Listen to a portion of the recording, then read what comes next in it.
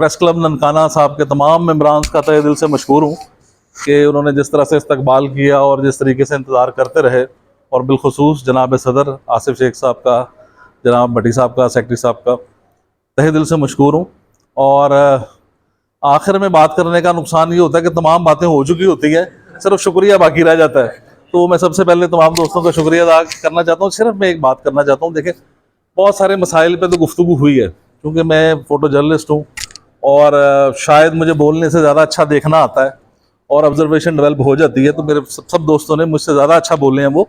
लेकिन मेरी जो एक ऑब्जर्वेशन है, जो मसाइल है ना जी, वो सबसे ज़्यादा, जैसे मेरे दोस्त ने भी जिक्र किया कि इत्तेहाद की कमी है। सबसे ज़्यादा जो मसाइल पैदा होते हैं वो हमारी आपस की डिवीजन्स में और एक दूसरे की ग्रुपिंग में, और उसमें सारे मामला होते हैं। अब मैं यहाँ पे सिर्फ पीयूजे के रोल के बारे में थोड़ी सी बात करना चाहूँगा कि पीयूजे आज की नहीं है, एक अरसे से बनी हुई है, फोटो जर्नलिस्ट एसोसिएशंस भी हैं और सारा। लेकिन अल्हम्दुलिल्लाह एक तवील अरसे के बाद, मुझे भी फील्ड में तकरीबन को 30-40 साल हो गए लाहौर में काम करते हुए, एक तवील अरसे के बाद ऑन ग्राउंड मैंने कुछ काम होते हुए देखे हैं, जिसमें जनाब जाहिद रफ़ीक भट्टी साहब हमारी क़यादत पंजाब की, और इसी तरह PFUJ की जनाब अरशद अंसारी साहब, अफजल भट्ट साहब बहुत फोकस्ड हैं। और वो वर्किंग जर्नलिस्ट जो है, वर्किंग फ़ोटो जर्नलिस्ट जो कि डायरेक्टली फेस कर रहे होते हैं प्रॉब्लम्स को ऑन द ग्राउंड।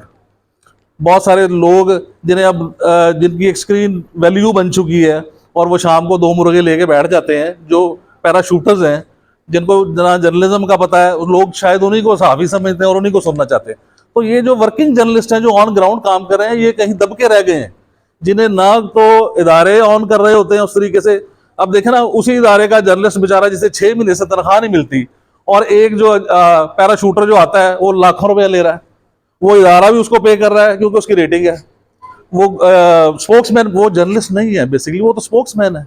आप फिंगर टिप्स पे देख लें कि यार ये PTI का एंकर है, ये नून लीग का एंकर है, ये पीपल्स पार्टी का एंकर। एथिक्स कहाँ गए?